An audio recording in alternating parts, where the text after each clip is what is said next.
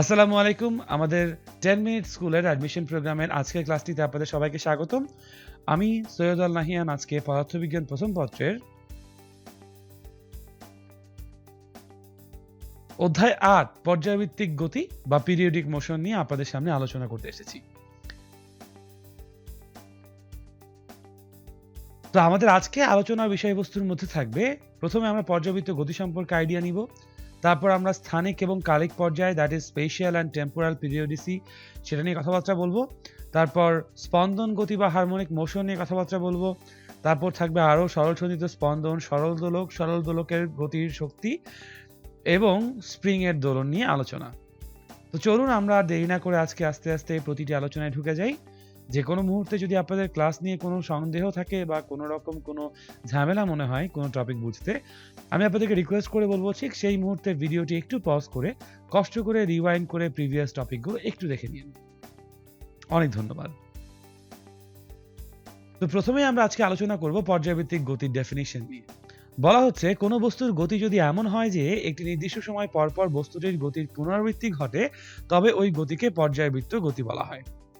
এখন সবথেকে simple example কিন্তু এটাকে আমরা দেই, একটা বৃত্তাকার পথে যদি কোনো বস্তু কণা ঘুরে আসে তখন তার গতিকে পর্যায়ভিত্তিক গতি আমরা বলে থাকি, কিন্তু তার উপর কিছু স্পেসিফিক শর্ত বা কন্ডিশনস আমাকে আরোপ করতে হয়, অ্যাপ্লাই করতে হয়। তাছাড়া কিন্তু আমরা যে কোনো বৃত্তাকার গতিকেই পর্যায়ভিত্তিক গতি বলতে পারবো না।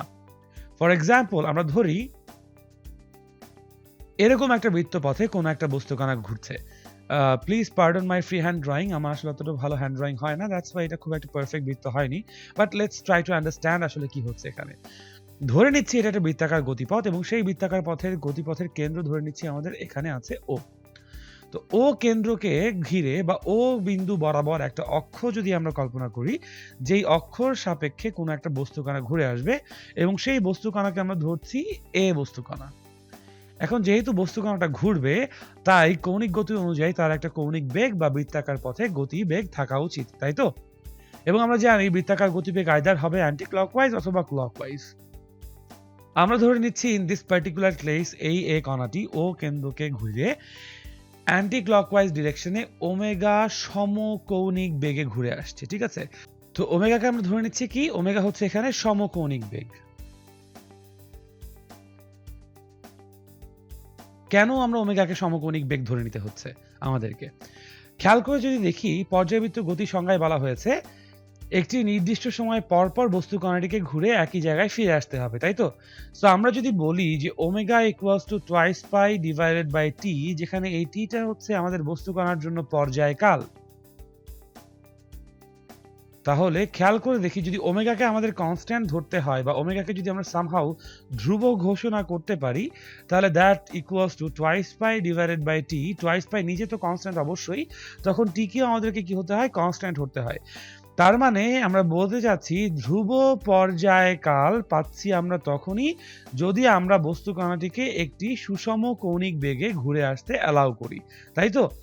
সো দিস ইজ হাউ আমরা এটাকে পর্যায়বৃত্ত গতি বলতে পারবো, যদি বস্তু কণাটি এই বৃত্তাকার পথে একটি সুষম কৌণিক বেগ বা সমকৌণিক বেগ নিয়ে ঘুরে আসে, শুধুমাত্র তখনই, তাছাড়া আমরা বলতে পারবো না। So this is the condition that I was talking about. এটাই সেই শর্ত যেটা নিয়ে আমরা আসলে কথা বলতে চাচ্ছিলাম। শর্তটা কি তাহলে? কোনো একটা বস্তু যখন ঘুরে আসছে সমকৌণিক বেগ থাকতে হবে, তাহলেই আমরা সেই বৃত্তাকার পথের গতিকে বলতে পারবো একটি পর্যায়বৃত্ত গতি।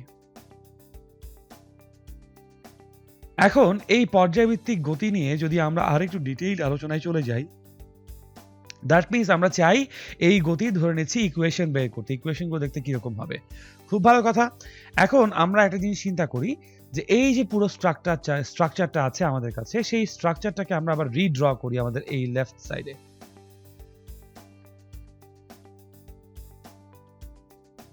তো লেট আস কনসিডার এটা আমাদের সেই বৃত্তাকার গতিপথ এবং এই হচ্ছে সেই বৃত্তাকার গতিপথের জন্য কেন্দ্র ও।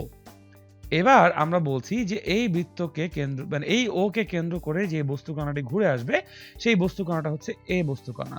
তাহলে আমরা কি বলতে পারি না যে এই এ বস্তু কণার জন্য অবস্থান ভেক্টর কনসিডারিং ও এখানে প্রসঙ্গ কাঠামোর মূল বিন্দু, আমরা বলতে পারি প্রসঙ্গ কাঠামোর মূল বিন্দুর রেসপেক্টে ও এ হচ্ছে এ কণার অবস্থান ভেক্টর।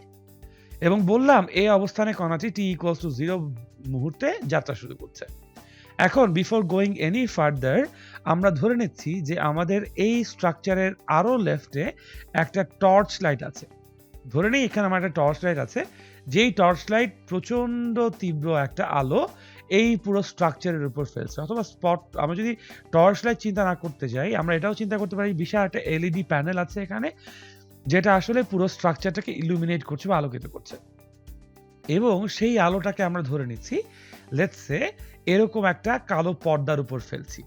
ঠিক আছে, তাহলে সেটআপটা কিরকম? সব থেকে লেফটে আছে আমার একটা লাইট সোর্স, ঠিক আছে, এটাকে এলএস বা লাইট সোর্স বলছি।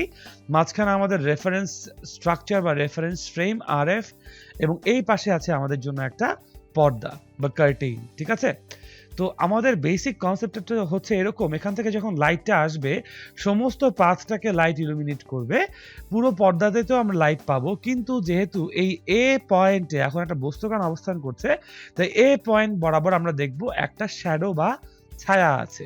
সো ছায়াটাকে দেখে আমরা আইডেন্টিফাই করতে পারবো যে এখানে তাহলে একটা বস্তুকণা এ আছে। ধরে নিচ্ছি এখন তাহলে এই বস্তুকণাটি যখন এ অবস্থানে ছিল তখন আমাদের সময়ের গণনা শুরু হয়েছে, অর্থাৎ that is T is equals two 0। আমরা ঘটনাটা অবজার্ভ করা শুরু করেছি, এবং তারপর আমরা দেখলাম এই বস্তুকণাটা ওমেগা সমকৌণিক বেগে কাউন্টার ক্লকওয়াইজ ঘুরে আসছে। ওমেগা এখানে কনস্ট্যান্ট, এবং ও সে কাউন্টার ক্লকওয়াইজ সিচুয়েশনে বা কাউন্টার ক্লকওয়াইজ ডিরেকশনে ঘুরে আসছে। তাহলে ইটস ভেরি অবভিয়াস যে কিছুক্ষণ পর আমরা এই বস্তুকণাটাকে আর এ অবস্থানে দেখব না, আমরা এখন দেখব বস্তুকণাটা তার অবস্থান চেঞ্জ করে বি অবস্থানে চলে এসেছে ধরে নিচ্ছি। তো এই বি অবস্থানে যখন চলে আসছে, বি অবস্থান বরাবর যদি আমরা অবস্থান ভেক্টর চিন্তা করি, that should be O B. খেয়াল করে দেখি এ অবস্থান থেকে যে বস্তুকণাটি বি অবস্থানে আসলো, এর মধ্যে বস্তুকণাটির যে অবস্থান ভেক্টর, সেই অবস্থান ভেক্টরের মধ্যে একটা কৌণিক বিচ্যুতি পরিলক্ষিত হচ্ছে, হুইচ ইজ থিটা। থিটা হচ্ছে তাদের এখানে কৌণিক বিচ্যুতি, রাইট? এবং ধরে নিচ্ছি যখন বস্তুকণাটা বি অবস্থানে এসছে তখন আমাদের টাইমের কাউন্ট হচ্ছে টি ইজ ইকুয়ালস টু টি। এখন বি অবস্থানে যদি আমরা হচ্ছে গিয়ে প্লট করি, তার যে ছায়াটা আসার কথা, লাইট যেহেতু ফেলা হচ্ছে লম্ব বরাবর, ছায়াটা যে আসার কথা সেই ছায়াটা এখন এই বি পয়েন্টে। লেটস সে এ পয়েন্টের জন্য ছায়া এ প্রাইম পয়েন্টে ছিল, এবং বি পয়েন্টের জন্য ছায়াটা আমাদের বি প্রাইম পয়েন্টে আসলো। আমাদের এই অঙ্কন অনুযায়ী বা আমাদের এই রেফারেন্স ফ্রেম অনুযায়ী আমরা কিন্তু বুঝতে পারছি ছায়াটার কিন্তু এক্স্যাক্টলি ওয়াই এক্সিস বরাবর উপরের দিকে সরে এসেছে।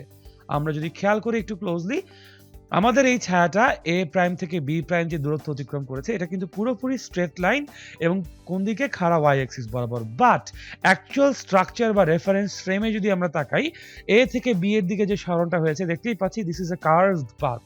এটা কিন্তু স্ট্রেট লাইন না, এটা একটা আর্ক বা বৃত্তচাপ বলতে পারি আমরা, আর্ক, কারেক্ট? এখন ইফ উই কনসিডার এই theta to be tending to be 0, থিটাকে যদি খুব শূন্যের কাছাকাছি বা ক্ষুদ্রাতি ক্ষুদ্র চিন্তা করতে পারি, তাহলে আমরা বলতে পারি যে এই এবি আর্ক এবং এই AB straight line could be of same length. কারণ আমরা জানি যে অত্যন্ত একটা বৃহৎ ব্যাসার্ধ বিশিষ্ট বৃত্তচাপে বৃত্তের খুব ছোট একটা অংশ বা খুব ছোট একটা চাপ কিন্তু সরলরেখার মতো আচরণ করে। This is a very very famous hypothesis in mathematics, right? আমরা জানি এটা, আই গেস। সো ওখান থেকে আমরা চিন্তা করতে পারি যে এই এবি প্রাইম এবং এবি আর্ক ইকুয়াল লেন্থের হবে when থিটা টেন্ডস টু 0। ঠিক আছে, কিন্তু এখানে আমরা সেরকম কেস নিয়ে আসলে কথা বলতে চাই না। আমরা কি বলতে চাচ্ছি? আমরা বলতে চাচ্ছি যে থিটা কোণে ঘুরে এসেছে যখন, থিটা হচ্ছে এখানে আমাদের কৌণিক সরণ বা অ্যাঙ্গুলার ডিসপ্লেসমেন্ট। ঠিক আছে, কার অ্যাঙ্গুলার ডিসপ্লেসমেন্ট, কার কৌণিক সরণ? বস্তু কণার কৌণিক সরণ। ঠিক আছে, তাহলে এবি কি আমাদের জন্য? এবি আমাদের জন্য হচ্ছে লিনিয়ার ডিসপ্লেসমেন্ট বা রৈখিক সরণ। বুঝতে পারছি, এ থেকে বি পর্যন্ত যে আসলো এই টোটাল ডিসপ্লেসমেন্টটা হচ্ছে গিয়ে আমাদের কণার জন্য কিরকম? লিনিয়ার বা সরল রৈখিক বা রৈখিক সরণ। খুব ভালো কথা। এবং রৈখিক সরণ কণার কিভাবে বুঝলাম? কার্টেইন বা সেই পর্দাতে যে ছায়াটা পড়েছে সেই ছায়ার গতিপথ দেখে। এবং দেখেন, সরণ এই জন্য বলছি because it has a direction. Initial point I ছিল এ প্রাইমে, ফাইনাল পয়েন্ট এস হচ্ছে বি প্রাইমে। সো অবশ্যই ডিরেকশন ম্যাটার্স এখানে, তাই না? সো এখন যদি আমি ধরি যে এ প্রাইম বি প্রাইমের লেন্থ হচ্ছে, ধরে নিচ্ছি আমরা ওয়াই, যেহেতু linear displacement that is Y, ঠিক আছে। এবং এবি এর যে ডিসপ্লেসমেন্ট, এবি বরাবর ডিসপ্লেসমেন্ট কিন্তু লিনিয়ার না। এবি বরাবর ডিসপ্লেসমেন্ট যেটা হচ্ছে অ্যাঙ্গুলার ডিসপ্লেসমেন্ট বা কৌণিক সরণ, সেটাকে ধরলাম আমরা থিটা। আমরা যেহেতু এখানে আমরা কি করতে চাচ্ছি আসলে, আমরা ধরে নেই এই রৈখিক সরণ এবং কৌণিক সরণ এই দুটোর মধ্যে সম্পর্ক স্থাপন করতে চাচ্ছি, বিকজ আমরা দেখে বুঝতে পারছি যে এই বস্তু কণাটা যখন পর্যায়ভিত্তিক গতিতে আছে তখন তার একই সাথে রৈখিক সরণও আছে, কৌণিক সরণও আছে। সো আমরা কি করতে চাচ্ছি, আমরা চাচ্ছি এই টোটাল সিচুয়েশনের মধ্যে, এই টোটাল সমীকরণ বা স্ট্রাকচারের মধ্যে এমন একটা সমীকরণ আনতে যেটা এই রৈখিক সরণ এবং কৌণিক সরণকে একসাথে সম্পর্কায়িত করতে চায় বা করতে পারে। In order to do that আমরা এখন যে কাজটা করব, এই বি পয়েন্ট থেকে ও রেখার উপর একটা পারপেন্ডিকুলার বা লম্ব ড্র করব। ধরলাম সেই লম্বটা আমাদের এন বিন্দুতে ছেদ করেছে। সো আমরা কি বুঝতে পারছি যে A prime B prime equals to Y equals to basically BN according to our drawing. তাই হওয়া উচিত। এ প্রাইম বি প্রাইমের লেন্থ এবং বিএন এর লেন্থ কিন্তু এক্স্যাক্টলি সেম হবে, ঠিক আছে। যদি তাই হয় আমরা খেয়াল করতে পারছি বোধহয় যে ত্রিভুজ ও বি এন এর মধ্যে we get an right angle triangle, তার মানে সমকোণী ত্রিভুজ পাচ্ছি। আর সমকোণী ত্রিভুজের মধ্যে আমরা অলরেডি কৌণিক সরণ থিটাকে অ্যাড্রেস করে রেখেছি, দ্যাট ইজ কোণ বিওএন। সো অ্যাঙ্গেল বিওএন যেহেতু ওএন বডির বা ওএন এজ বা ওএন বাহুর সাথে আছে, থিওরিটিক্যালি ওএন তাহলে আমাদের এখানে ত্রিভুজের জন্য ভূমি, এনবি হচ্ছে তাদের লম্ব এবং ওবি হচ্ছে অতিভুজ। এখন ভালো মতো খেয়াল করে দেখেন, হোয়াট ডু উই ওয়ান্ট, আমরা এই থিটার সাথে কিন্তু বিএন বা ওয়াই এর ডেফিনিশন চাই, সংজ্ঞা চাই, তাই তো। সো আমাদের এমন একটা সমীকরণ লাগবে থিটার সাথে যেখানে লম্বকে আমরা অ্যাড্রেস করতে পারি। সো লম্বকে অ্যাড্রেস করার জন্য সাইনের থেকে বেটার কোনো অনুপাত কিন্তু আমরা জানি না ত্রিভুজের ক্ষেত্রে, তাই না, সমকোণী ত্রিভুজের ক্ষেত্রে, to be very specific. And that is why what we are going to say is sine theta, sine of theta is equals to আমরা বলবো bn divided by OB. Why we are going for sin?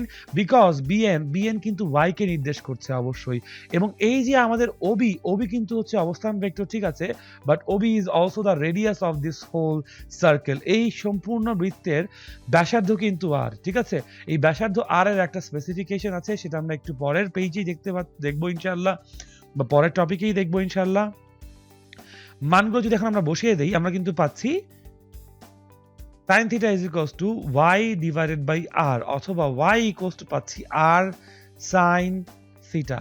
See, এটা কিন্তু হচ্ছে খুবই সাধারণ একটা সমীকরণ, খুবই সাধারণ সমীকরণ। কার জন্য? এই সমীকরণটা হচ্ছে আমাদের পর্যায়ভিত্তিক গতির ইকুয়েশন। কেন? কারণ পর্যায়ভিত্তিক গতি নিয়ে যখন কথা বলছি তখন আমাদের বাই ডিফল্ট মনে দুইটা সরণের কথা চলে আসবে, একটা হচ্ছে রৈখিক সরণ, অন্যটি হচ্ছে কৌণিক সরণ। এটা বাই ডিফল্ট কিন্তু চলে আসবে, right? So that is why সমীকরণটা দেখতে এরকম হবে, y is equals to r sin theta. I guess we know this much. এখন আমরা দেখব এই যে আমাদের কাছে যে r আছে সেই r এর ব্যাখ্যা বা r এর বিশেষত্ব in this particular scenario.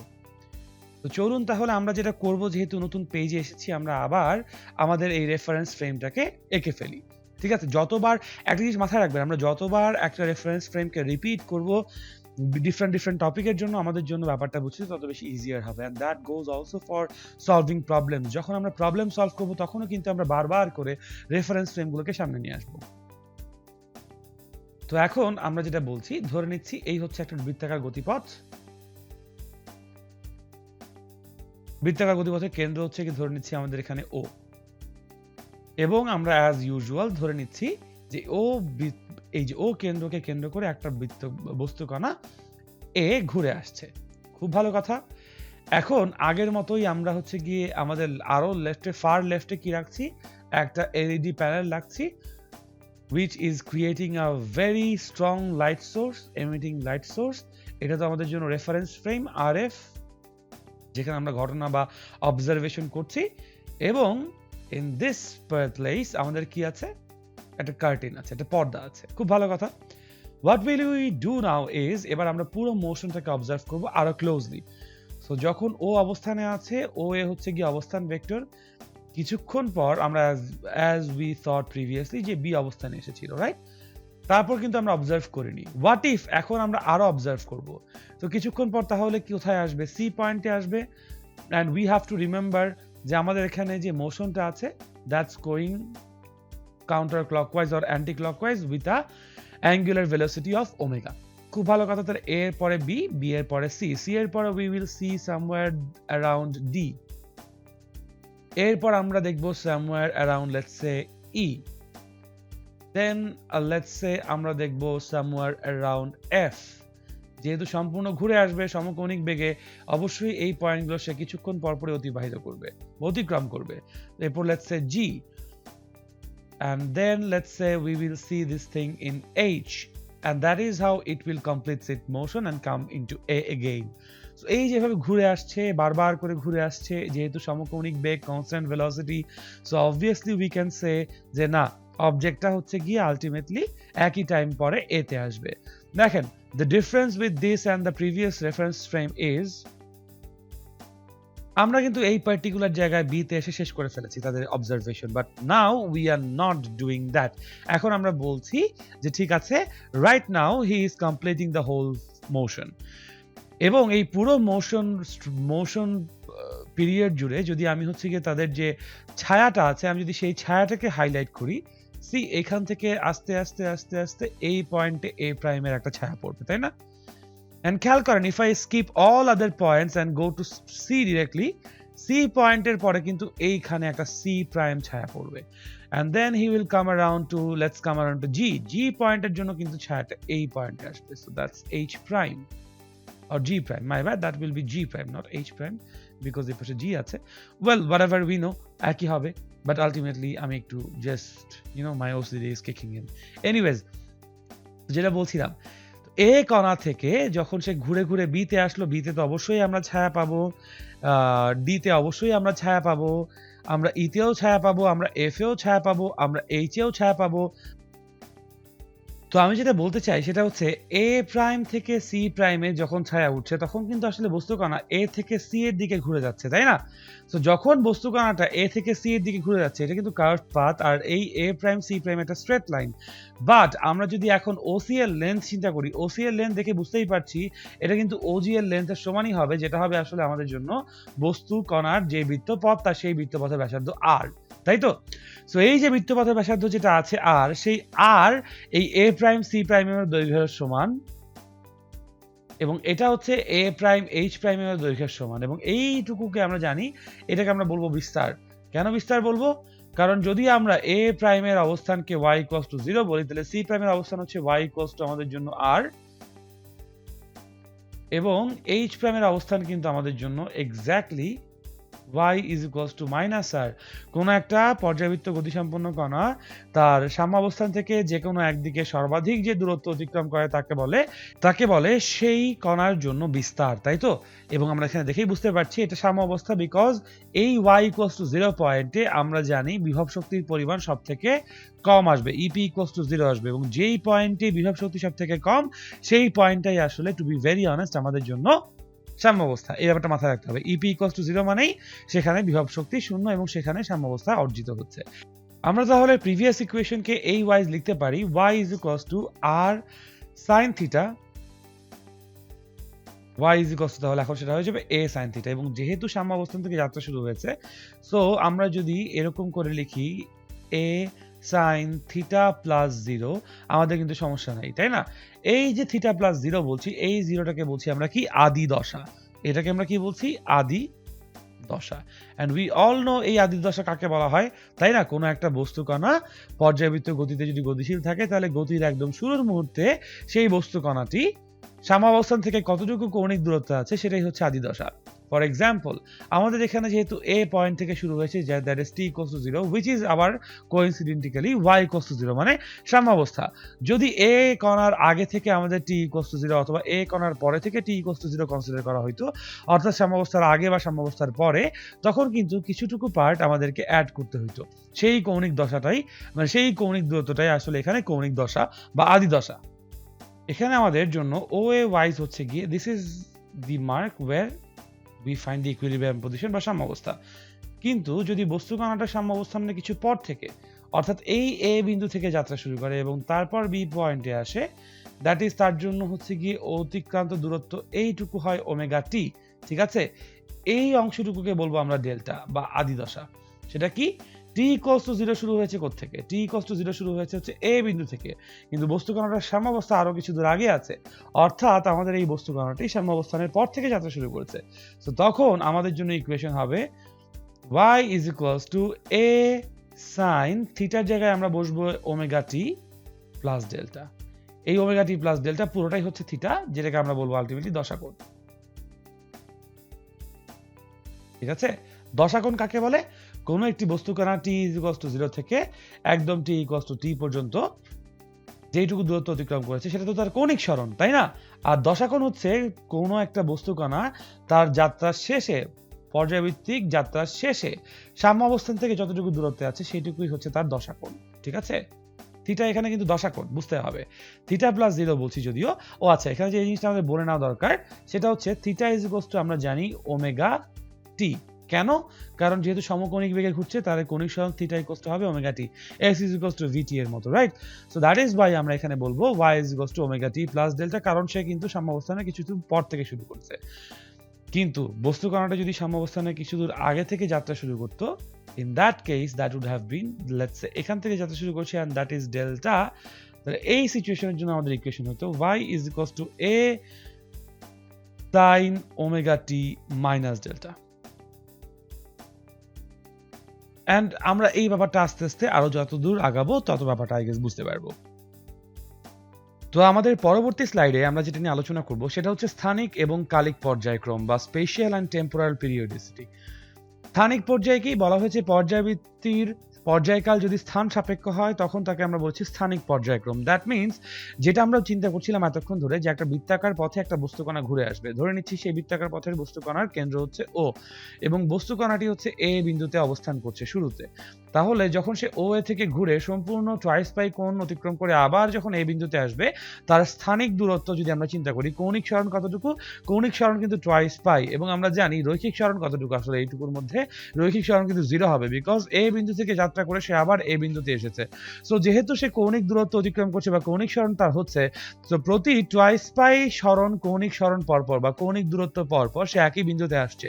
আর যদি রৈখিক দূরত্ব, রৈখিক সরণ নিয়ে চিন্তা না করে রৈখিক দূরত্ব নিয়ে চিন্তা করি, তাহলে বস্তুকণাটা ঠিক এই জায়গা থেকে যাত্রা শুরু করে একবার উপরে যাচ্ছে, দ্যাট ইজ 1 আর, তারপর আবার নিচে আসতেছে, দ্যাট ইজ 2 আর, এবং আবার উপরে উঠতেছে, দ্যাট ইজ আবার 1 মোর আর। তার মানে 4 আর দূরত্ব পরপর বস্তুকণাটি একই অবস্থানে আসছে। অথবা আমরা কিন্তু আসলে এভাবে চিন্তা করে দেখতে পারি যে এখান থেকে এখানে অতিক্রম করলো টুয়াইস আর, এখান থেকে আবার উপরে আসলো আরো টুয়াইস আর, তার মানে 4 আর দূরত্ব পরপর বস্তুকণাটি, 4 আর রৈখিক দূরত্ব পরপর বস্তুকণাটি একই অবস্থানে আসছে। তো এই 4 আর বা এই টুয়াইস পাইকে আমরা বলতে পারি তার স্থানিক পর্যায়। সেখানে সে স্থান বরাবর বা কতটুকু দূরত্ব অতিক্রম করার পর পুনরায় একই জায়গায় আসছে, সেটা দিয়ে আমরা আসলে স্থানিক পর্যায়ক্রম বোঝাচ্ছি।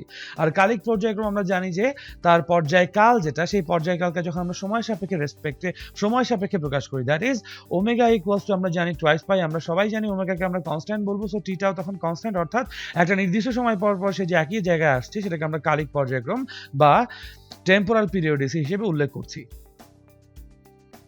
তো পরবর্তীতে আমরা যে টপিকটা নিয়ে আলোচনা করব সেটা হচ্ছে স্পন্দন গতি। বলা হচ্ছে পর্যায়বৃত্ত গতিসম্পন্ন কোনো বস্তুকণার গতি যদি এমন হয় যে পর্যায়কালের অর্ধেক সময় সে কোনো নির্দিষ্ট দিকে, বাকি অর্ধেক সময় বিপরীত দিকে চলাচল করে, তখন তাকে আমরা সেই গতিকে আমরা স্পন্দন গতি বলে থাকি, তাই না?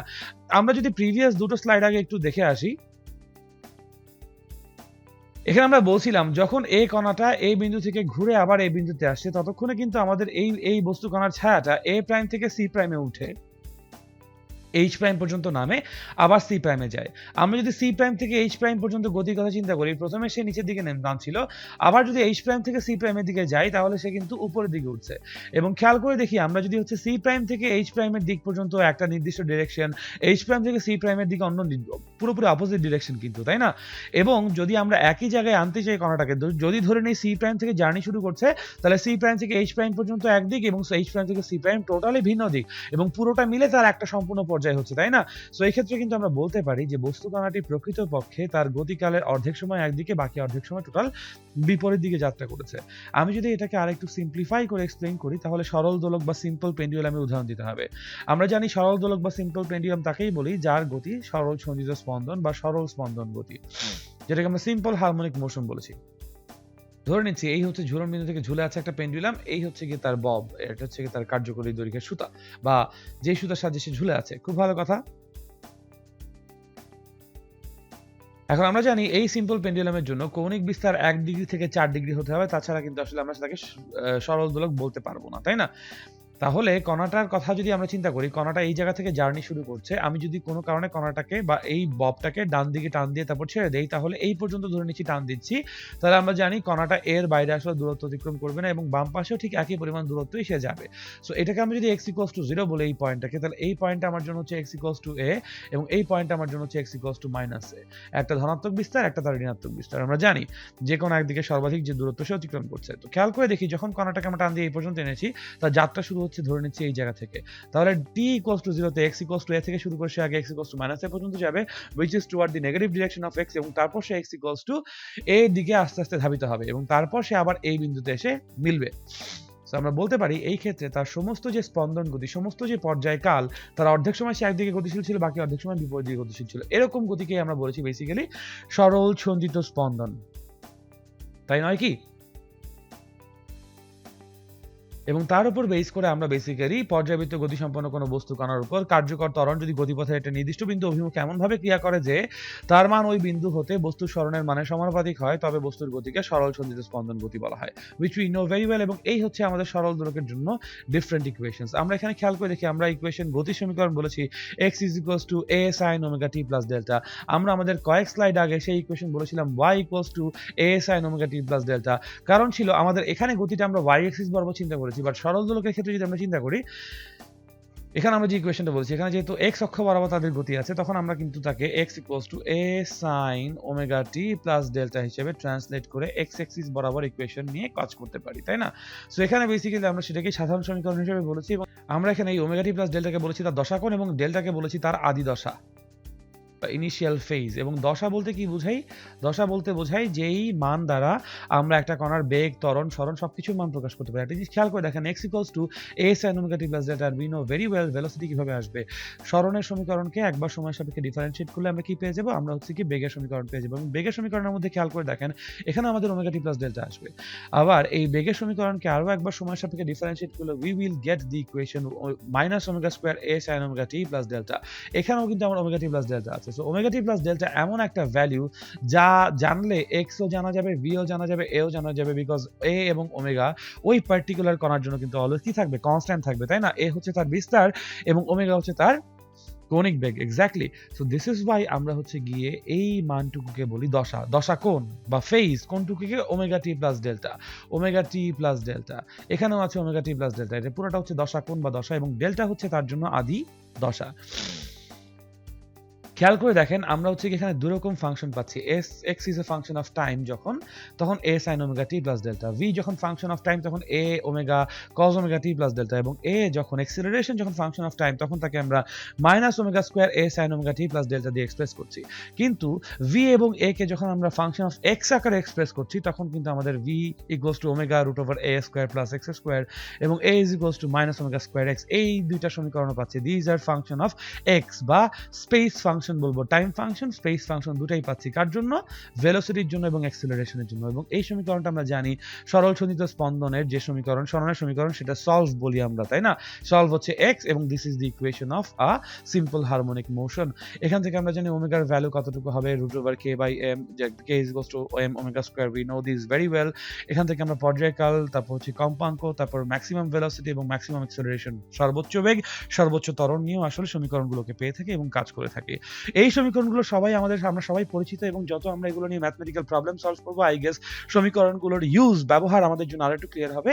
So without any further ado, let's go to the problem solving things.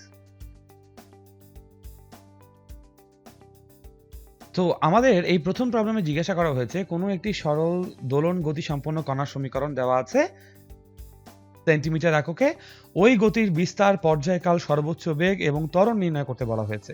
তো প্রথমে আমরা যেটা করব, আমরা সমীকরণটা নিয়ে কাজ করব। সরল সঞ্চিত স্পন্দন গতিসম্পন্ন কোনো কণার সাধারণ সমীকরণ x = a sin ωt plus delta, সেটা আমরা জানি। এবং এখান থেকে আমরা বলতে পারি x = হচ্ছে কতটুকু বলতে পারি, খেয়াল করে দেখেন, a sin এই ωt কে আমরা বলতে পারি twice pi divided by t into time plus আমরা বলতে পারি ল্যামডা, তাই বলতে পারি না? এখন এখান থেকে আমরা কিন্তু আরো কিছু দূর ক্যালকুলেশনটাকে আগাতে পারি। খেয়াল করে দেখুন কিভাবে। তো এই পর্যন্ত যদি সমীকরণটাকে আমরা এক্সপ্যান্ড করে রাখি অ্যান্ড আফটার দ্যাট আমাদের গিভেন যে ইকুয়েশনটা আছে সেটা নিয়ে যদি কাজ করি, বলা হচ্ছে x is equals to 6 sin pi into t plus 1/4 centimetre. খুব ভালো কথা। আমরা যেটা করব, আমরা পাই দিয়ে ভেতরে ইনক্লুড করে দিব প্রত্যেকটা টার্মকে। সো আমরা বেসিক্যালি তখন কতটুকু পাচ্ছি? তখন পাচ্ছি পাই টি প্লাস পাই বাই 4, তাই না, সেন্টিমিটার। সো এখান থেকে যদি আমরা তুলনা করি এই দুটো সমীকরণকে, খেয়াল করে দেখব আমরা কিছু মিল পাবো বা সাদৃশ্য পাবো। এখানে যেরকম আমরা দেখতে পাচ্ছি এইটা হচ্ছে ডেল্টা আদি দশা, সো এটা হচ্ছে পাই বাই 4। আমরা কিন্তু নির্দ্বিধায় বলে দিতে পারি এই বস্তু কণার জন্য ডেল্টা হচ্ছে গিয়ে পাই বাই 4। যদিও আমাদের কাছে এই ইকুয়েশনে চাই নাই, বাট স্টিল আমরা বলতে পারি দ্যাটস হোয়াট ইট ইজ। আবার আমাদের কাছে বিস্তার চাওয়া হয়েছে, সো আমরা খেয়াল করে দেখছি a and 6 পরস্পর মিলে যাচ্ছে। সো আমরা বলতে পারি এই সমীকরণ থেকে বিস্তার হচ্ছে 6 সেন্টিমিটার, বিকজ যেহেতু আমার x সেন্টিমিটারে দেওয়া আছে, সো অবশ্যই বিস্তারও 6 সেন্টিমিটার। ওকে, তারপর আমরা ওমেগার যে পার্টটা আছে এটা পাই বাই টি বা পাই টি, এবং এটা হচ্ছে twice pi divided by t। So আমরা যদি চাই এই দুটো মিলাতে পারি, twice pi divided by t into t is equals to আমরা বলতে পারি pi t। আমাদের চলক যে টিটা আছে কাটাকাটি চলে যায়, পাই কাটাকাটি চলে যায়, সো এখান থেকে আমরা বলতে পারি t পর্যায়কাল is equals to half seconds if we are not wrong, তাই না? সো এটাই হচ্ছে আমাদের জন্য তাহলে পর্যায়কাল। আমরা পেয়ে যাচ্ছি আমাদের এখানে বিস্তার পেয়ে গেছি, পর্যায়কাল পেয়ে গেছি, ত্বরণ জানতে চাওয়া হয়েছে, and we can easily calculate that as well। তো এখন সর্বোচ্চ বেগ এবং ত্বরণ, তার মানে সর্বোচ্চ বেগ এবং সর্বোচ্চ ত্বরণ জানতে চাচ্ছি আমরা আসলে। তো সর্বোচ্চ বেগ এবং সর্বোচ্চ ত্বরণ বের করার জন্য আমরা জানি সমীকরণগুলো। আমরা জানি সর্বোচ্চ বেগ v max, একটু আগে দেখে এসেছি ইকুয়ালস টু হচ্ছে কি ওমেগা a, এবং আমরা একটু আগে সর্বোচ্চ ত্বরণের ইকুয়েশন দেখে এসেছি a is equals to minus omega square a, তাই না? সো যদি আমরা এই ইকুয়েশনগুলোতে এখন ভ্যালুগুলো ইনপুট দেই, ওমেগা কিন্তু আমরা জানি, বাট আমরা যেহেতু টি জানি, so we can say omega is equals to twice pi divided by T is equals to basically আমরা পাবো 4 pi. That is what omega is radian per second, তাই না, বা র্যাড পার সেকেন্ড। ওকে, সো তাহলে আমরা ভি ম্যাক্স এর value যদি input দেই, এখানে পাচ্ছি V max is equals two omega হচ্ছে কি আমাদের জন্য 4 পাই এবং a ইকুয়ালস টু 6। সো আমরা এখান থেকে বলতে পারি v max is equals to হচ্ছে, বুঝতেই পারছি v max হচ্ছে আমাদের এখানে 24 সেন্টিমিটার পার সেকেন্ড, এবং এর ভ্যালু কত আসবে তাহলে? a ইকুয়ালস টু আসবে minus 16 pi squared into 6 equals to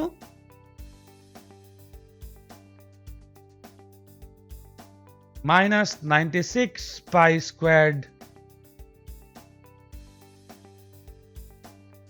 centimeter per second squared, আর এটা 24 পাই হবে। সো ফাইনালি আমরা ভি ম্যাক্স কত পাচ্ছি? ভি ম্যাক্স পাচ্ছি হচ্ছে 24 পাই সেন্টিমিটার পার সেকেন্ড, এবং এ ম্যাক্স পাচ্ছি minus 96 pi squared centimetre per second square. এই হচ্ছে আমাদের জন্য সর্বোচ্চ মান, ত্বরণের মান এবং সর্বোচ্চ বেগের মান। আই গেস বুঝতে পেরেছি এইটুকু আমরা। তো আশা করি সবাই প্রবলেমটি বুঝতে পেরেছি। চলেন আমরা তাহলে নেক্সট প্রবলেমে যাই। নেক্সট প্রবলেমে বলা হচ্ছে সরল ছন্দিত গতিসম্পন্ন কোনো কণার সমীকরণ দেওয়া আছে, পর্যায়কাল বলে দিয়েছে, আমাদেরকে আদি সরণ বলে দিয়েছে, সো কণার বেগ এবং কৌণিক বেগ এবং আদি দশা কত নির্ণয় করতে বলা হয়েছে, এবং 5 সেকেন্ড পরে কণাটির বেগ এবং ত্বরণের মানও বের করতে বলা হয়েছে। তো চলুন আমরা যদি সলভ করতে যাই প্রবলেমটা,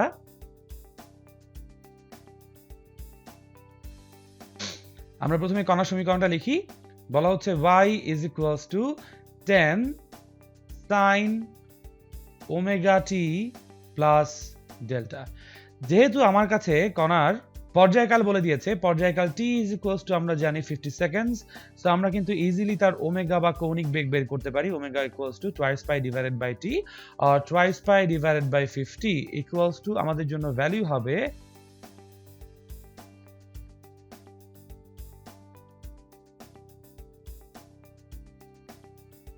0.126 রেডিয়ান পার সেকেন্ড। ঠিক আছে, এখানে আমরা পাই কিন্তু 3.1416 ইউজ করেছি। সো ওমেগা কিন্তু পেয়ে গেছি, আমাদের জন্য ফার্স্ট পোর্শনের অ্যান্সার চলে আসলো কৌণিক বেগ কত। তো এবার আমাদেরকে আদি দশা বের করতে বলা হয়েছে। আমরা জানি t equals to 0 তে কণাটি সাম্যাবস্থান থেকে যতটুকু দূরত্বে আছে সেটাই তার জন্য আদি দশা। তো t equals to 0 তে আমাদের কোয়েশ্চেন ওয়াইজ y নট হচ্ছে 0.05। সো আমরা যদি ইকুয়েশনের মানগুলো বসিয়ে দেই in this number 1 equation, so এক নাম্বার ইকুয়েশনের মানগুলো বসিয়ে দিলে আমরা পাবো 0.05 metres is equals to 10 into sin omega t, ওমেগার ভ্যালু আমরা জানি 0.126 ইনটু t, t এর ভ্যালু তো আমরা জানি এখানে 0 বসাবো, প্লাস ডেল্টা, ডেল্টা কত আমরা হচ্ছে গিয়ে এখনো জানি না, ডেল্টা এটা বের করতে চাই। সো আমরা বলবো 0.05 ডিভাইডেড বাই 10 ইকুয়ালস টু হচ্ছে sin ডেল্টা।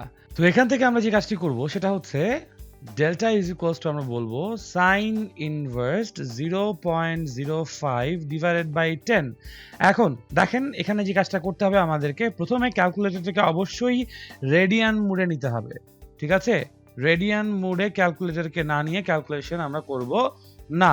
কেন করব না? বিকজ আমাদের এখানে কিন্তু সব যদি এসআই ইউনিটে চিন্তা করি আমরা, এটা যদি শুধুমাত্র এসআই ইউনিটে থাকে অবশ্যই তাহলে ডেল্টার মানটাও এসআই ইউনিটেই থাকবে।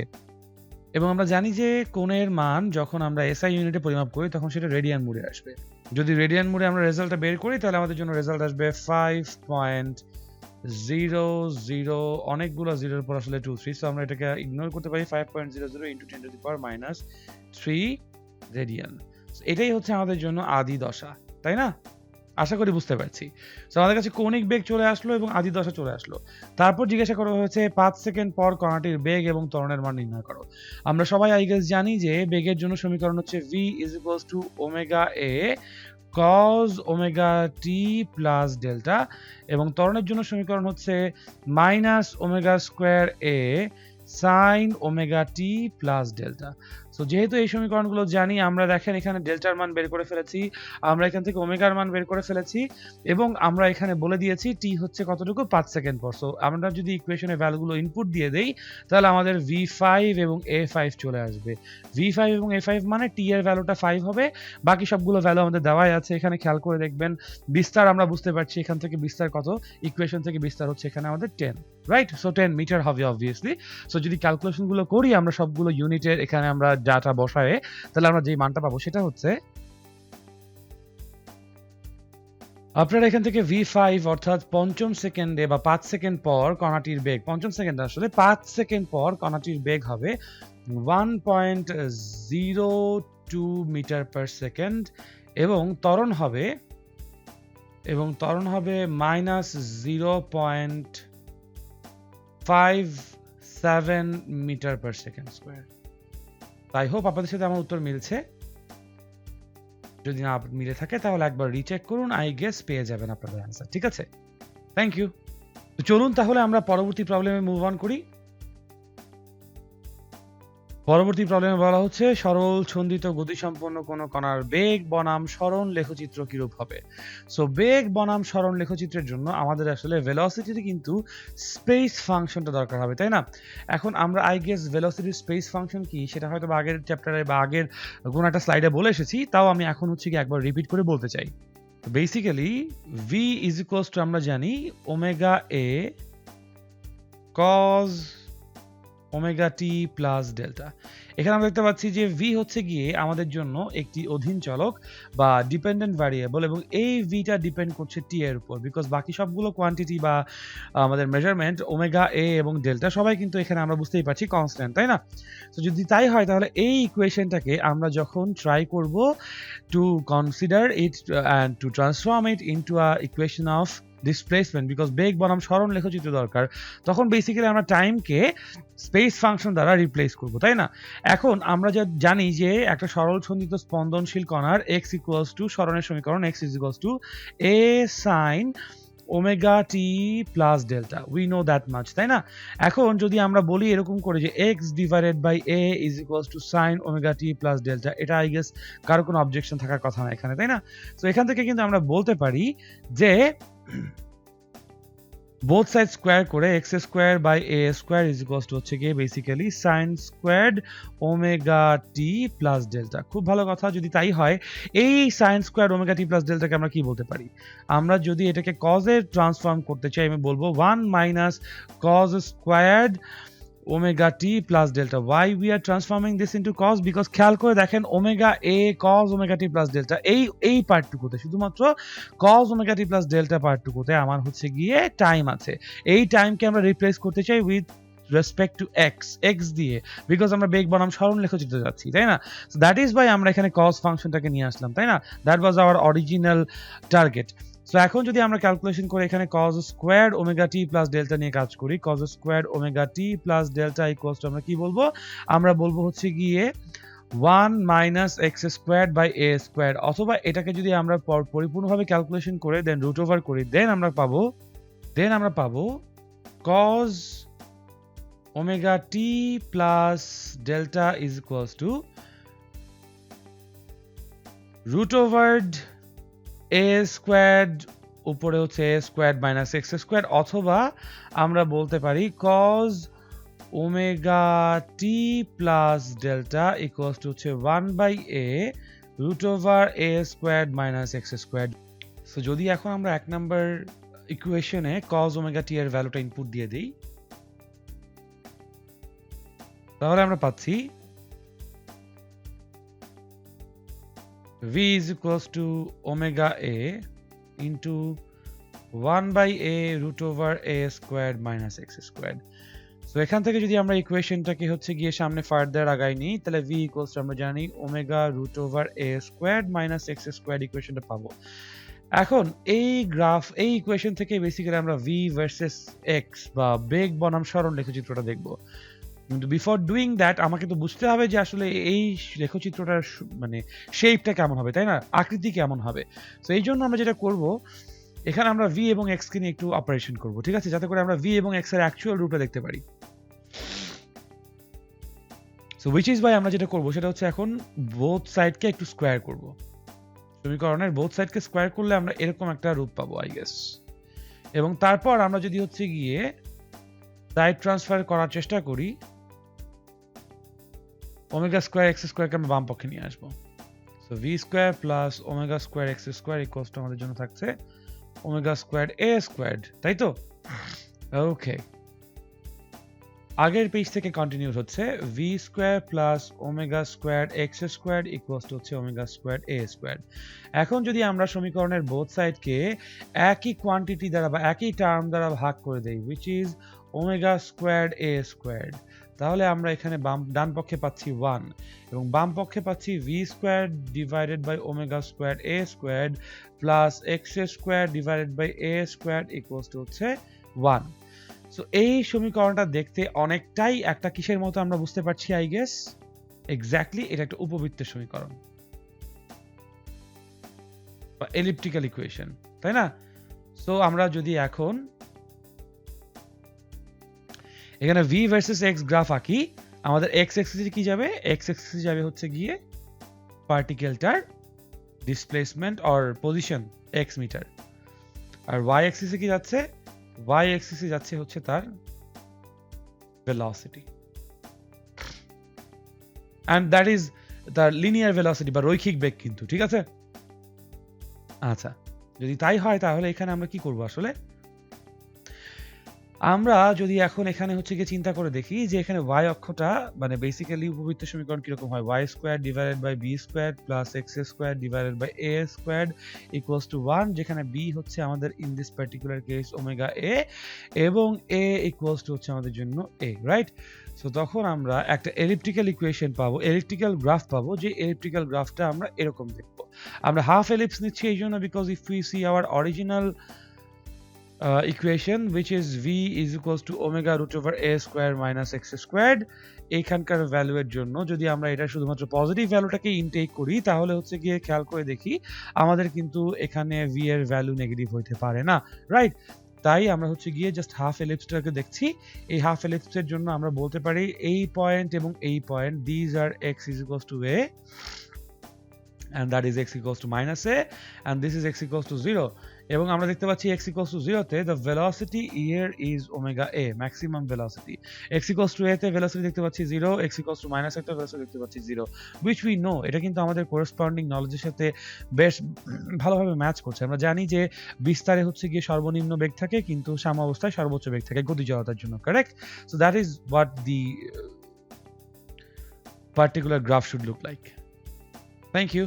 তো পরবর্তী প্রবলেমে চলে যাই।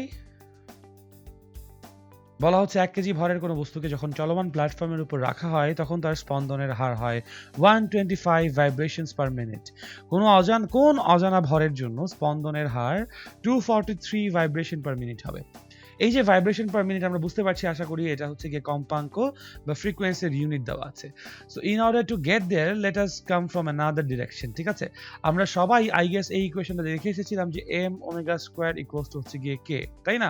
এবং এই m omega square equals to k কিভাবে আসে, যদি ইফ এনিওয়ান আস্ক মি, ব্যাপারটা কিন্তু খুবই সিম্পল, বাট স্টিল আমি তাও একটু এক্সপ্লেইন করে দিতে চাই। ঠিক আছে, ওকে।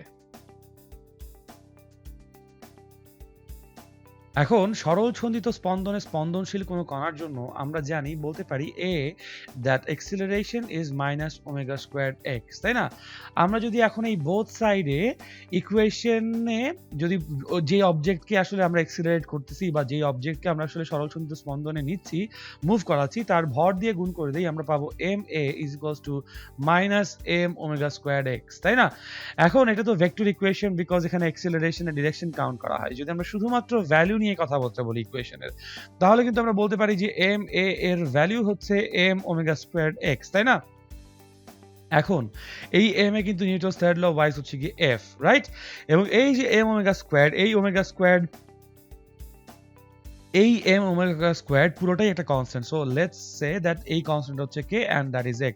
So f equals to kx, এটা কিন্তু আমরা জানি স্প্রিং কনস্ট্যান্টের জন্য বা স্প্রিং এর জন্য পরিবর্তনশীল বল বা ভ্যারিয়েবল ফোর্স, তাই না? সো সেখান থেকে আমরা বলতে পারি যে m omega square is equals two k। যদি তাই হয়, এখান থেকে আমরা বলতে পারি যে m divided by k divided by m is equals to basically omega square, তাই না? অথবা ওমেগা ইকুয়ালস টু আমরা বলতে পারি root over k divided by m। খেয়াল করে দেখি, ওমেগা কিন্তু আমরা ইকুয়ালস টু বলতে পারি twice pi divided by t is equals to root over k by m, right? এখান থেকে এই যে 1 by t আছে, twice by into 1 by t, এটাকে স্প্লিট করে বলতে পারি twice pi f, frequency f, এখানে frequency equals to root over k divided by m। সুতরাং আমরা এখানে বলতে পারি frequency f is equals to 1 by twice pi root over k divided by m। এরকম একটা ইকুয়েশন আই গেস আমরা সবাই বুঝতে পারছি বা বলতে পারছি, তাই না? যদি তাই হয়, এখানে আমরা তাহলে বলতে পারি যে f1 divided by f2 is equals to কি বলতে পারি, খেয়াল করে দেখেন। যদি কনসিডার করি যে আমাদের এখানে বোথ সাইডে k সেম থাকবে বিকজ স্প্রিং কনস্ট্যান্ট, তাই না? মানে constant, it is a constant. So এটা দেখেন f এর সাথে m এর যে সম্পর্ক, আমরা এই সমীকরণ থেকে বলতে পারি f এর সাথে m এর সম্পর্ক কিন্তু ব্যস্তানুপাতিক, উই নো দ্যাট, বা বর্গমূলের ব্যস্তানুপাতিক, টু বি ভেরি অনেস্ট, তাই তো? সো আমরা f1 divided by f2 equals to বলতে পারি root over m2 divided by m1, তাই না? সো আমরা f1 এবং f2 জানি, f1 এবং f2 কত, 125 ডিভাইডেড বাই হচ্ছে কি আমাদের এখানে 243। লেফট সাইডে খেয়াল করেন, দুটো একই জিনিস, যেহেতু ইউনিট কাটাকাটি করে nothing stays there, right? Root over m2 divided by m1 এর ভ্যালু হচ্ছে 1। সো আমি যদি হচ্ছে কি এখন এটাকে স্কোয়ার করি, এই ইয়েটাকে, ফলাফলটাকে বা যেই রেজাল্ট আসবে, তাহলে আমরা কিন্তু m2 এর ভ্যালু পেয়ে যাবো। লেটস সি কত আসে। আমরা দেখতে পাচ্ছি m2 এর ভ্যালু আসছে 0.26 কিলোগ্রামস, আই গেস। অথবা যদি আমরা 3 ঘর নিতে চাই, তাহলে এটা এভাবে বলতে পারি 0.265 কিলোগ্রামস, হোয়াটএভার উই প্রেফার। তো যদি আমরা পরবর্তী প্রবলেমে যাই, খেয়াল করব পরবর্তী প্রবলেমে আমাদেরকে জিজ্ঞাসা করা হচ্ছে, কল্পনা করো যে পৃথিবীর ব্যাস বরাবর একটি সুড়ঙ্গ খনন করা হলো। একটি বস্তুকে সুড়ঙ্গের এক প্রান্ত থেকে ছেড়ে দেওয়া হলো এবং বস্তুটি সরল ছন্দিত স্পন্দনে স্পন্দিত হতে লাগলো। পৃথিবীর কেন্দ্র হতে 5 × 10⁵ মিটার দূরত্বে বস্তু ত্বরণ কত এবং দোলনকাল বের করো। এখন এই প্রবলেমটা সলভ করার জন্য আমরা যেটা করব, আমরা হচ্ছে মহাকর্ষ অভিকর্ষের একটা টপিক একটু টেনে নিয়ে আসবো। সেটা হচ্ছে, আমরা জানি পৃথিবী অভিকর্ষ ত্বরণের ক্ষেত্রে যদি আমরা হচ্ছে গিয়ে সুড়ঙ্গ খুঁড়ে আস্তে আস্তে পৃথিবীর অভ্যন্তরে প্রবেশ করা শুরু করি, ধরে নিচ্ছি এই হচ্ছে পৃথিবীর কেন্দ্র, এখানে যত ভিতরের দিকে প্রবেশ করব তত আমাদের জন্য, ধরে নিচ্ছি যদি এইচ গভীরতায় প্রবেশ করি আমরা, তাহলে এইচ গভীরতায় তার জন্য যে অভিকর্ষ ত্বরণের মান, সেটাকে যদি আমরা g ডবল প্রাইম বলি, আমরা জানি এই g ডবল প্রাইমের ভ্যালু হচ্ছে 4/3 pi rho G into R minus H, যেখানে আমরা কতটুকু গভীরতা ঢুকেছি, পৃথিবী পৃষ্ঠের ভেতরে এইচ মিটার গভীরতা ঢুকেছি, এবং এটা আমরা পড়ে এসেছি কোথায়, আমাদের অভিকর্ষ ত্বরণ চ্যাপ্টারটিতে বা মহাকর্ষ অভিকর্ষ চ্যাপ্টারটিতে, রাইট? সো ওখান থেকে আমরা কিন্তু এইটুকুও ডিটারমাইন করেছিলাম যে পৃথিবীর ভেতর থেকে যদি এরকম সুড়ঙ্গ খুঁড়ে দেওয়া হয় তাহলে কিন্তু সেখানে সরল সঞ্চিত স্পন্দনের বস্তুগুলো স্পন্দিত হবে। কেন? কারণ চিন্তা করে দেখি, যদি এরকম একটা সুড়ঙ্গ আমরা টানেল আসলেই খুঁড়ে ফেলতে পারি, তাহলে হচ্ছে গিয়ে আমরা টানেলের এক মাথা থেকে একটা এম ভরের বস্তুকে যদি আমরা ছেড়ে দেই, তাহলে সেই এম ভরের বস্তুটা যত কেন্দ্রের দিকে যাবে অভিকর্ষ ত্বরণের মান কমতে থাকবে, কিন্তু বেগ বৃদ্ধি পেতে থাকবে। কেন্দ্রে এসে অভিকর্ষ ত্বরণের মান পুরোপুরি শূন্য, কিন্তু যে গতি জড়তার জন্য এখানে তার বেগ সর্বোচ্চ হবে, এবং যখনই সে কেন্দ্রটাকে ক্রস করে আরো সামনের দিকে আগাবে, তখনই তার কিন্তু সুন্দর করে কেন্দ্র বরাবর একটা অভিকর্ষ ত্বরণের মান কাজ করা শুরু করবে, এবং যত সে নিচে নামবে তত সে পেছনের দিকে বা কেন্দ্র বরাবর একটা টান অনুভব করবে, এবং যখন সে এই পৃষ্ঠে আসবে তখন সে সর্বোচ্চ টান অনুভব করবে। সো এই পৃষ্ঠে এসে তার বেগ কিন্তু শূন্য হয়ে যাবে, এবং দিস ইজ ওয়াই সে আবার কেন্দ্রের দিকে ফল করা শুরু করবে, এন্ড দ্যাট ইজ ওয়াই এটা সরল সঞ্চিত স্পন্দনে দুলবে। তো সাম্য অবস্থানকে যদি আমরা কেন্দ্র হিসেবে চিন্তা করি, বিকজ ওখানে আমাদের পৃথিবীর অভিকর্ষ বিভব শক্তি একেবারেই জিরো হবে, সেই ক্ষেত্রে আমরা তাহলে বলতে পারি যত সাম্য অবস্থান থেকে দূরে সরে যাচ্ছি তত হচ্ছে অভিকর্ষ ত্বরণ সাম্য অবস্থানের দিকে আমাকে টান দিয়ে নিয়ে আসার চেষ্টা করছে। তো সেই ক্ষেত্রে আমরা যদি এটাকে ভেক্টর ফর্মে লিখি, আমরা বলতে পারবো M G double prime is equals to vector ফর্মে -4/3 pi rho G into R minus H. ঠিক আছে, এই যে আর মাইনাস এইচ, এটা পুরো যদি একটা ভেক্টর কনসিডার করি, let's consider this vector to be the position vector of this object, and এটাকে আমরা ধরলাম let's say y, এটাকে আমরা ধরলাম ভেক্টর y। ঠিক আছে, সো আমরা এখন দেখতেই পাচ্ছি যে এটা হচ্ছে f equals to মাইনাস, এটুকুকে আমরা বলতে পারি কি, this could be defined as, আচ্ছা আমরা যেহেতু বাম পক্ষে m দিয়ে গুণ করেছি, আমাদের সমীকরণে এই পাশেও m দ্বারা গুণ হবে, and this could be termed as k into y prime। So দেখতে পাচ্ছি স্প্রিং বল চলে এসেছে, সো সরল সঞ্চিত স্পন্দনে বস্তুটি দুলবে, আমরা বলতে পারি। সো এখান থেকে আমরা হাইপোথেসাইজ করতে পারি যে k is equals to basically m 4/3 pi rho into G, right? আচ্ছা, যদি তাই হয় তাহলে এখান থেকে কিন্তু আমরা আলটিমেটলি সরল সঞ্চিত স্পন্দনের ইকুয়েশন পাবো। এনিওয়েজ, যদি আমরা এখন এখানে হচ্ছে অভিকর্ষ ত্বরণের মান বের করতে যাই, জি ডাবল প্রাইম ইকুয়ালস টু আমরা বলবো, বিকজ আমাকে বলা হয়েছে পৃথিবীর কেন্দ্র হতে 5 × 10⁵ মিটার দূরত্বে বস্তুর ত্বরণ কত, রাইট? এটা কিন্তু কেন্দ্র থেকে দূরত্ব না, আমরা দেখতে পাচ্ছি এটা পৃষ্ঠ থেকে দূরত্ব, রাইট? না, আসলে এটা কেন্দ্র থেকেই দূরত্ব। ঠিক আছে, অনেকে এটাকে পৃষ্ঠ থেকে দূরত্ব মনে করে, বাট বুঝতে হবে পৃষ্ঠ থেকে দূরত্ব আসলে আমাদের এইচ মিটার গভীরতা এসেছি, কেন্দ্র থেকে দূরত্ব কিন্তু আমাদের এখানে আসলে আর মাইনাস এইচ। বেসিক্যালি আমাদের এই দিকে আর মাইনাস এইচ এর ভ্যালু বলে দিয়েছে। ঠিক আছে, তাহলে জি ডাবল প্রাইম মান যদি হিসাব করি 4/3 পাই রো জি ইন্টু হচ্ছে গিয়ে 5 × 10⁵, আমাদের এখানে কিন্তু হচ্ছে গিয়ে পৃথিবীর ঘনত্ব সম্পর্কে কোনো ইনফরমেশন দেওয়া নাই, রাইট? কিন্তু আমরা আর একটা কাজ করতে পারি, সেটা হচ্ছে আমরা সবাই জানি k ইজ ইকুয়ালস টু হচ্ছে m ওমেগা স্কয়ার, তাই না?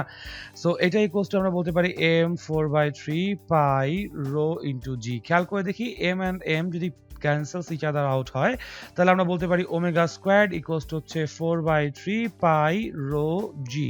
সো এখান থেকে আমরা বলতে পারি G double prime equals two, এই পুরো মানটা যেহেতু omega square into 5 × 10⁵, and now আমরা সবাই জানি জি ডাবল প্রাইম ইকুয়ালস টু কি বলতে পারি বলেন তো, twice pi divided by t into 5 × 10⁵,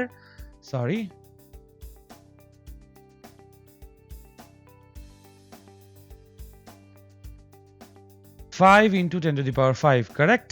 so এইটা তো অবশ্য হোল স্কয়ার হবে, রাইট? এখান থেকে আমরা কিন্তু ত্বরণের মানটা বের করে নিয়ে আসতে পারবো। এখন দোলনকাল বের করার জন্য যদি আমরা এইভাবে কনসিডার করি যে আর মাইনাস এইচ ইকুয়ালস টু হচ্ছে আমাদের কাছে ডিস্টেন্স ফ্রম দ্য সেন্টার, ছোট হাতের আর, রাইট? সো আমরা কিন্তু বলতে পারি G double prime is equals to 4/3 pi rho G into ছোট হাতের R, this could be termed as omega squared equals to আমরা বলতে পারি G double prime divided by R, তাই তো? আর যদি আমরা এই সমীকরণটাকে পৃথিবী পৃষ্ঠের জন্য ট্রান্সলেট করি, তাহলে আমরা পাবো omega squared equals to G divided by R, তাই না? এক্স্যাক্টলি। তো আমরা যদি এখন এই ইকুয়েশনটাকে পরের পেজে কন্টিনিউ করি, যে পৃথিবীর পৃষ্ঠের জন্য আমরা ইকুয়েশনটাকে ট্রান্সলেট করেছি omega square is equals to G divided by R, যেখানে আর হচ্ছে পৃথিবীর পৃষ্ঠের ব্যাসার্ধ, কেন্দ্র থেকে দূরত্ব তো অবশ্যই ব্যাসার্ধ, তাই না? তো এখান থেকে আমরা বলতে পারি twice pi divided by T equals to root over G divided by R, অথবা আমরা বলতে পারি টি ইজ ইকুয়ালস টু হচ্ছে twice pi root over r divided by g, তাই তো? So 2 into 3.1416 into root over 6400 into 10 to the power 3 since it's kilometer, R g হচ্ছে 9.8, আমাকে কোয়েশ্চেনে যা বলে দেওয়া আছে আমি সেটা ইউজ করব, nothing other than that. So যদি আমরা এখন এটাকে ক্যালকুলেট করি আমাদের জন্য মান আসবে, আমাদের এখানে ভ্যালু আসছে 5077.59 seconds, রাইট? যদি তাই হয় এখন, তাহলে আমরা প্রিভিয়াস ইকুয়েশন থেকে বা প্রিভিয়াস স্লাইডে বেসিক্যালি আমরা যদি টাইম এর ইকুয়েশনটা বসিয়ে দেই, আমরা তাহলে ত্বরণটাই ফার্স্টে পেয়ে যাব। দোলনকাল তো মাত্রই বের করে ফেললাম, G double prime equals to আমরা পাচ্ছি কত, twice pi divide by 5077.59 whole squared into 5 into 10 to the power 5. এখান থেকে ক্যালকুলেশন করলে আমাদের ভ্যালু আসবে 0.77 মিটারস পার সেকেন্ড স্কয়ার। তো এই হচ্ছে আমাদের জন্য একটা অ্যানসার, যেটা আমাদের ত্বরণের মান কত, এবং ফাইনালি এই পাশে হচ্ছে আমরা পর্যায়কালও বের করে ফেলেছি। দিস ইজ হোয়াটস দি দোলনকাল বা পর্যায়কাল। আই হোপ বুঝতে পেরেছি। অনেক ধন্যবাদ সবাইকে।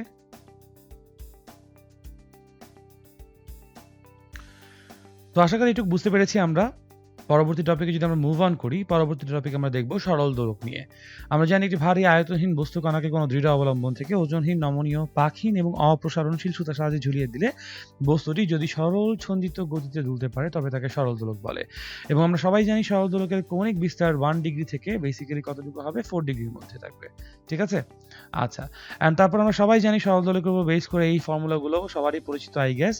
আমরা যদি চাই একটু পজ করে সূত্রগুলোকে ফলো করতে পারি বা টেক্সট বই থেকে একবার রিভিউ করে নিতে পারি, বাট যত আমরা এই সূত্রগুলোকে নিয়ে প্রবলেম সলভ করব তত আমরা আস্তে আস্তে আসলে সূত্রগুলোর কাছাকাছি যেতে পারবো বা বুঝতে পারবো যে আসলে কি হচ্ছে, তাই তো? অ্যান্ড আমরা যদি আমাদের পরবর্তী স্লাইডে দেখি, তাও কিছু ফর্মুলা আছে আমাদের এখানে। এই ফর্মুলাগুলো খুবই very much simple, I guess সবাই আমরা দেখে এসেছি এবং এগুলোর ইউজেজ আমরা আস্তে আস্তে দেখব। তাহলে চলুন আমরা এখন কিছু প্রবলেম সলভ করি। বলা হচ্ছে 65 সেন্টিমিটার দীর্ঘ একটি সরল দোলক প্রতি মিনিটে 70 বার দোল দেয়। যদি এর দৈর্ঘ্য 140 সেন্টিমিটার করা হয় তাহলে 85 বার দুলতে কত সময় নেবে? Now we know very much well that সরল দোলকের দোলনকাল যদি টি হয় তাহলে twice T is equals to twice pi root over L by G. এখান থেকে দেখতে পাচ্ছি আমরা সরল দোলকের দোলনকালের সাথে তার কার্যকরী দৈর্ঘ্যের সমানুপাতিক সম্পর্ক আছে। সো আমরা অবশ্যই বলতে পারি যে T1 divided by T2 is equals to root over L1 divided by L2। খেয়াল করে দেখি আমরা যে বেসিক্যালি যেহেতু দোলকের দৈর্ঘ্য চেঞ্জ করেছি এবং তারপর আমাকে জিজ্ঞাসা করছে যে 85 বার দুলতে কত সময় নেবে, তাই তো? সো বেসিক্যালি যদি আমরা এই পরিবর্তিত দৈর্ঘ্যের জন্য পরিবর্তিত দোলনকাল বের করতে পারি বা একটা দোলনের জন্য সময় বের করতে পারি, তাহলে 85 বার দোলনের জন্য আমরা অবশ্যই ভ্যালুটা বের করতে পারবো যে মোট কত সময় নিচ্ছে। সো দ্যাট ইজ বাই আমরা যে কাজটি করব, আমরা দেখছি এখানে আমাদের কাছে T1 এবং L1 দেওয়া আছে according to our question. So আমাদেরকে T2 বের করতে হবে। আমরা বলতে পারি T2 is equals to basically T1 root over L2 divided by L1, right? So T1 কতটুকু? মিনিটে 70 টাইমস। সো 70 ডিভাইডেড বাই 60 আমরা SI ইউনিটে কনভার্ট করছি সবাইকে। রুট ওভার এই যে L2 আছে আমার কাছে বলা হয়েছে 140 সেন্টিমিটার, দ্যাট মিন্স 1.4 মিটার্স এবং এখানে 65 সেন্টিমিটার, দ্যাট মিন্স 0.65 মিটার্স, তাই না? ক্যালকুলেশন করলে আমরা SI ইউনিট সেকেন্ডে T2 এর ভ্যালু পাবো 1.74 সেকেন্ডস। যদি আমার T2 বা একটা দোলন করতে 1.74 সেকেন্ডস লাগে, সুতরাং আমরা বলতে পারি 85 বার দুলতে তার টাইম লাগবে is equals to 85 into 1.74. I guess তাহলে আপনারা দেখতে পাচ্ছেন ভ্যালু আসবে 148.113 seconds approximately. That's the answer for our question. I guess বুঝতে পেরেছি। আমরা পরবর্তী প্রবলেমে তাহলে চলে যাই। বলা হচ্ছে কোনো একটি স্থানে সরল দোলকের ক্ষেত্রে L/T স্কয়ারের মান পরীক্ষায় আসছে 0.29 মিটার পার সেকেন্ড স্কয়ার। অভিকর্ষ ত্বরণের মান আমাদের কাছে জিজ্ঞেস করা হয়েছে। সো আমরা জানি সবাই যে t is equals to equation twice pi root over L/G. Both sides square করে আমরা পাচ্ছি t square equals to 4 pi squared L/G. এখান থেকে আমরা g এর ইকুয়েশন বলতে পারি 4 pi squared L/T squared. According to our question এই ভ্যালুটাই হচ্ছে 0.29 মিটার পার সেকেন্ড স্কয়ার। তাহলে মান যদি আমরা ইনপুট দেই g is equals to 4 into 3.1416 whole squared into হচ্ছে 0.29 ভ্যালু ইনপুট দিয়ে যদি আমরা ক্যালকুলেশন করি তাহলে রেজাল্ট পাচ্ছি g is equals to 11.47 meter squared. I know this is a very unlikely value. So I guess আমরা বলতে পারি যে অভিকর্ষ ত্বরণের যেখানে মান পাওয়া গিয়েছে যে পরীক্ষা করেছেন তিনি কিন্তু কিছু একটা ভুলের হার মানে ভুল থাকবে তার এক্সপেরিমেন্টে which we know আমাদের প্র্যাকটিক্যাল ল্যাব এক্সপেরিমেন্টে কিন্তু এরকম হয়ে থাকে frequently তাই না so this is a real case আর কি I understand or we can hypothesize from this anyways g এর মান যা আসছে এখানে তাই কিছু করার নেই thank you পরবর্তী প্রবলেমে যদি আমরা যাই বলা হচ্ছে কোনো একটি সেকেন্ড দোলকের দৈর্ঘ্য 225% বাড়ালে দোলকের দৈর্ঘ্য কত হবে নাও দিস ইজ ভেরি ইন্টারেস্টিং কারণ কোশ্চেনটা কিভাবে আসে সে কিভাবে ফ্রেজ করা হয়েছে তার উপর বেস করে কিন্তু এই অঙ্কের এক্সপেরিয়েন্সটা চেঞ্জ হয়ে যেতে পারে যেমন আমাকে বলা হয়েছে কোনো একটি সেকেন্ড দোলকের দৈর্ঘ্য 225% বাড়ালে আদি দৈর্ঘ্য যদি L থাকে তাহলে আমরা বলবো পরিবর্তিত দৈর্ঘ্য L prime is equals two দেখেন বলা হয়েছে দৈর্ঘ্য 225% বাড়াচ্ছে তার মানে যা দৈর্ঘ্য আছে তার থেকে আরো বৃদ্ধি করা হচ্ছে সো আমি তখন বলবো L প্লাস 225% এর জন্য 2.25 L পাচ্ছি ঠিক আছে সো এটা বেসিক্যালি 3.25 L হয়ে যাচ্ছে তখন আমাদের জন্য L প্রাইম তাই তো আমাদের কাছে তখন পরিবর্তিত দোলনকাল চাওয়া হচ্ছে সেকেন্ড দোলকের জন্য আমরা জানি স্বাভাবিক দোলনকাল হচ্ছে গিয়ে 2 সেকেন্ডস তাহলে আমরা ইকুয়েশন বলবো t divided by t prime is equals to root over L divided by L prime আমাদের কাছে t প্রাইম দরকার সুতরাং t prime equals to t into root over L prime divided by L t হচ্ছে 2 into L প্রাইমের জায়গায় 3.25 L divided by L এখান থেকে আমরা পাচ্ছি 2 ইনটু রুট ওভার 3.25 তাই না ইকুয়ালস টু ক্যালকুলেশন করে ভ্যালু আসছে 2 into root over 3.25 equals to gives us the value of 3.61 second so এটাই তাহলে আমাদের জন্য পরিবর্তিত দোলনকাল বুঝতে পারছি আই গেস এবং তাই হওয়া উচিত না যেহেতু আমাদের কার্যকরী দৈর্ঘ্য বেড়েছে তাহলে দোলনকালও আমাদের বাড়বে তাই তো হচ্ছে সমানুপাতিক সম্পর্ক যেহেতু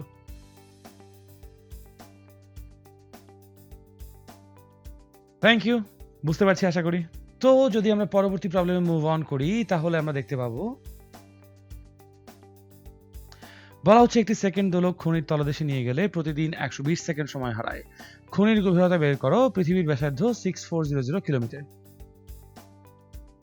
এখন আমরা জানি যদি হচ্ছে গিয়ে কোনো একটা পার্টিকুলার সেকেন্ড দোলক খনির তলদেশে নিয়ে যাওয়া হয় এবং সে যদি সময় হারায় তাহলে আমরা বেসিক্যালি ইকুয়েশনটা দেখতে পাবো কিরকম তো এই প্রবলেমটি সলিউশনের জন্য আমরা মহাকর্ষ অভিকর্ষের একটা ফর্মুলায় যদি চলে যাই আমরা জানি পৃথিবীর অভিকর্ষ ত্বরণের জন্য যদি পৃথিবীর ভেতরে আমরা যাওয়া শুরু করি তখন অভিকর্ষ ত্বরণের মান কমতে থাকে এবং আমরা জানি সেক্ষেত্রে g double prime divided by g is equals to r minus h divided by r যেখানে পৃথিবী পৃষ্ঠের ভেতরে আমাদের h গভীরতায় অর্থাৎ পৃষ্ঠ থেকে h গভীরতায় আমাদের অভিকর্ষ ত্বরণ হচ্ছে g প্রাইম এবং পৃথিবীর পৃষ্ঠে অভিকর্ষ ত্বরণ হচ্ছে g তাহলে এখান থেকে আমরা আবার জানি যে t square is equals to twice pi whole square into L by g এখান থেকে আমরা বুঝতে পারছি t square is proportional to 1 by g সুতরাং আমরা বলতে পারি g double prime divided by g is equals to t square divided by t double prime square t double prime square যেখানে পরিবর্তিত দোলনকাল ঠিক আছে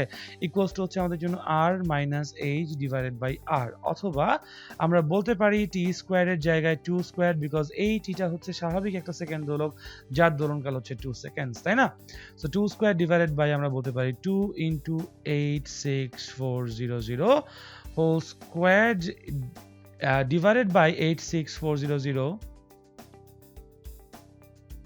মাইনাস এক্স হোল স্কোয়ার হওয়ার কথা, বাট সেটা আপার সেকশনে চলে যাচ্ছে।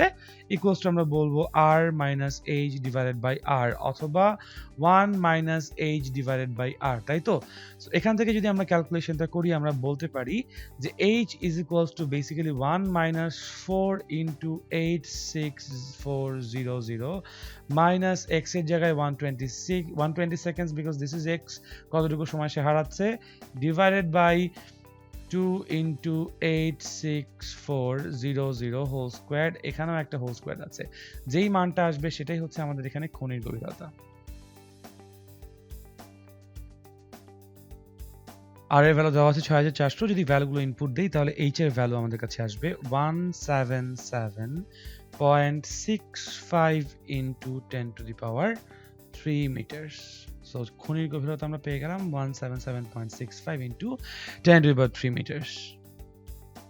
আশা করি আমরা বুঝতে পারছি এই প্রবলেমটা।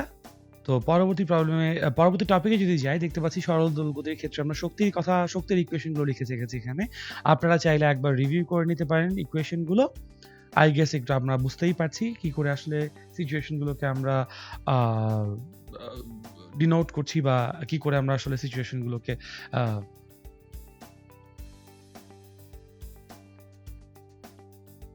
তো আমরা পরবর্তী টপিকে যদি চলে যাই, দেখতে পাচ্ছি এখানে আমরা সরল দোলগতির শক্তির ইকুয়েশনগুলো লিখেছি। এখান থেকে আপনারা চাইলে ভিডিওটাকে একবার পজ করে ইকুয়েশনগুলো রিভিউ করে নিতে পারেন, অথবা টেক্সট বই থেকে চাইলে আপনারা একবার কষ্ট করে মনে করে নিতে পারেন যে কিভাবে আসলে ইকুয়েশনগুলো এসেছিল। এনিওয়েজ, আমরা প্রথমে যে প্রবলেমটি এখন সলভ করবো, এটা রিলেটেড। বলা হয়েছে যে সরল ছন্দিত স্পন্দনের গতিসম্পন্ন কণার 3 মিটার পার সেকেন্ড যখন সরণ 4 মিটার এবং বেগ 4 মিটার পার সেকেন্ড যখন সরণ 3 মিটার, বিস্তার এবং পর্যায়কাল বের করো। ভর যদি 35 কিলোগ্রাম হয় তাহলে মোট শক্তি বের করো। ওয়েল, খুবই সিম্পল একটা প্রবলেম। আমরা বেসিক্যালি এখানে বলতে যাচ্ছি দুরকম ইকুয়েশন নিয়ে আমরা আসলে কাজ করব। আমরা বলবো v1 is equals to omega root over a squared minus x1 squared এবং v2 equals to omega root over a squared minus x2 squared। এখন বলা হয়েছে আমাদের যখন ভেলোসিটি এখানে আমাদের জন্য 3, তখন আমাদের আসলে ত্বরণ তার জন্য কত? ত্বরণ আমাদের জন্য তখন বলা হয়েছে এখানে 4 মিটার, তাই তো?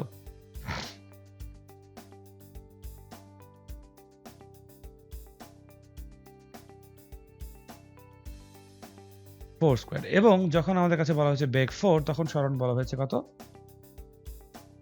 p square. সো যদি আমরা এখন এইগুলোকে অনুপাত করলে দেখতে পাচ্ছি 3 divided by 4 is equals to আমাদের জন্য ইকুয়েশন আসছে root over a squared minus 4 squared divided by a squared minus 3 squared।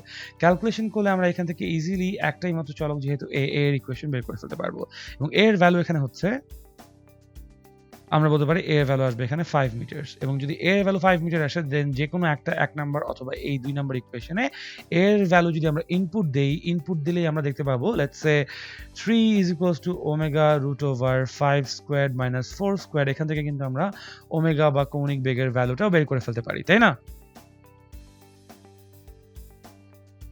So omega equals two আসছে আমাদের এখানে, বেসিক্যালি খেয়াল করে দেখি, 3 divided by আমার root over 5 square minus 4 square মানে 25 minus 1693 is equals to 1, তাই তো?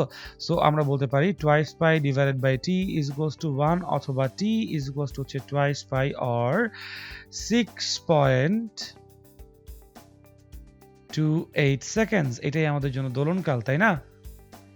এবং তারপর জিজ্ঞাসা করা হয়েছে মোট শক্তি বের করো। আমরা সবাই জানি আই গেস মোট শক্তি E is equals to half of m omega squared a squared, তাই না?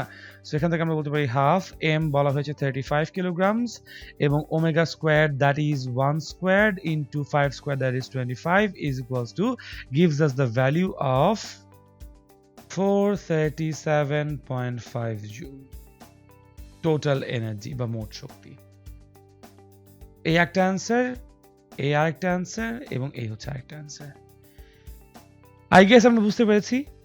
এবং এখানে আমরা স্প্রিং এর ইকুয়েশনগুলো দেখতে পাচ্ছি, স্প্রিং কনস্ট্যান্টের ইকুয়েশন কি করে আসছে, এবং হচ্ছে গিয়ে বাকি ইকুয়েশনগুলো, স্প্রিং এর সমবায়গুলো আই গেস আমরা পারি, কারণ বইয়ে বলা আছে।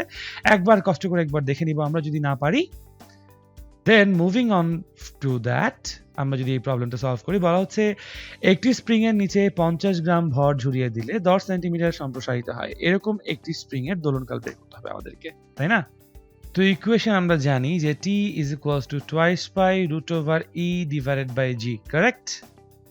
সো আমরা বলবো t is equals to 2 into 3.1416 elongation বলা আছে 10 centimetre, that is 0.1 divided by 9.81। যদি আমরা ইকুয়েশনে ইনপুট দেই ভ্যালুগুলো 2 into, তো আমরা এখান থেকে দোলনকাল t is equals to পাচ্ছি 0.63 seconds।